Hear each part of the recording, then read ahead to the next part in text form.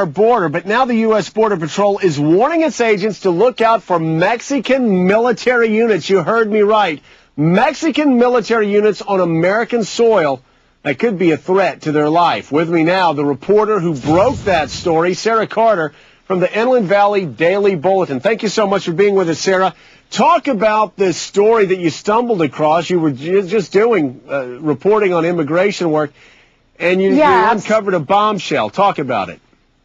Yeah, absolutely. I spent the last year covering our border, both the southern border in Mexico and the northern border out here, all the way from San Diego into Arizona. And one of the things that I had heard often was from Border Patrol agents is these incursions, Mexican military crossing our border, assisting drug smugglers and also human smugglers across the border. I had heard this over and over again, and not only from the Border Patrol agents, but also from the immigrants themselves, who would hide on the other side of the border before they made their run from these drug smugglers and from the Mexican military. So it began an investigation for me that started late last year, actually early last year into late last year, when I was able to uncover the documents. And Sarah, you're saying that the Mexican military is actually crossing into America repeatedly? I'm not only saying that. I believe I know that. I believe the documents prove that. These documents show 216 incursions over the last 10 years of Mexican military into the United States.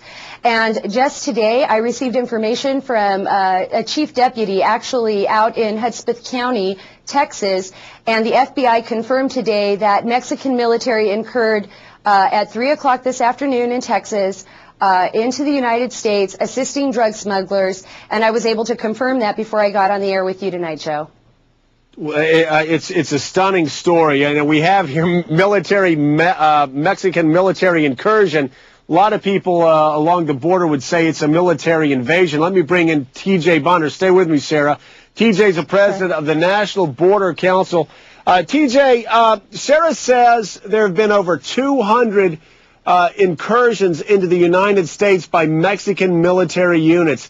Does that number sound about right to you? Actually, it sounds a bit low, Joe. It happens on an all too frequent basis, and it's not just an innocent geographical blunder where they come across and go, oops, we'd better turn around. They have fired upon our Border Patrol agents on several occasions, striking 2 of our agents just last year. Why are they shooting at our agents? Because our agents are standing in the way of them getting drugs into this country. And what's our federal government doing about it? Has the State Department stepped forward and made a protest? Has the Department of Homeland Security talked about this issue as being a great threat to America and certainly its Border Patrol? They're pretty silent on this issue, Joe. We complained vocally after a 2000 incident where 16 soldiers chased our agents around, fired shots at them. All we got back from the White House was a form letter thanking us for raising concerns about water boundary issues. No one ever followed through and did anything on these issues. And, you know, then 5 years later, we had our agents shot up by Mexican military down in Tucson, Arizona. Well, it's unbelievable, TJ. And Sarah, is this happening because the Mexican military is really in the pockets of some of these drug cartels that operate along the border? Yeah, you know, let me begin by telling you I've spent time in quite a few of the border towns, and I heard that over and over again. If you go into Agua Prieta or if you go into Sasabe, Mexico, even out here in San Diego along the borders, you'll hear that over and over again from the people that actually live in those communities. A lot of them are poverty-stricken communities, and most of the migrants huddle, you know, in the canyons and such near those communities. They'll tell you that they see them doing this. The cartels pretty much run the border towns, from what I gather, and many reporters have been killed on the other side. You know, they get too close to these stories.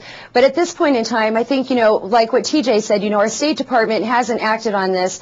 I'm continuing to follow these stories, and like I said, today the FBI was able to confirm where Mexican military were crossing the Rio Grande today, and they were actually 200 yards in across the river with mounted machine guns pointed at our border Border Patrol agents, at our chief deputies, at Hudspeth County deputies, and as well at the Texas Highway Patrolmen. So it's interesting that the State Department doesn't mention this or that Chertoff downplays this, but I think it's a very serious issue, and I believe that the cartels are able to buy out some of the Mexican military personnel that are along the border.